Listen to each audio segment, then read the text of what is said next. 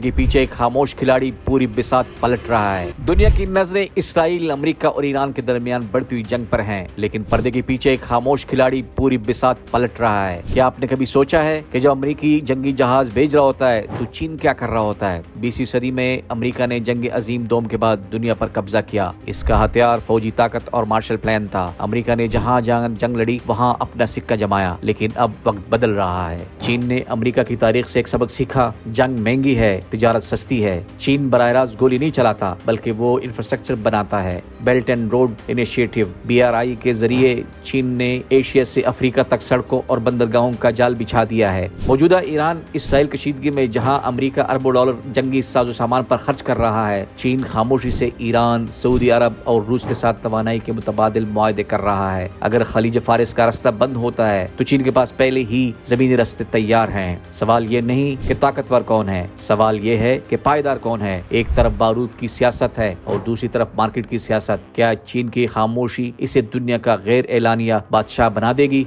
आपके ख्याल में क्या जंग से सुपर पावर बना जा सकता है या मईशत से? अपनी राय कमेंट्स में लिखें।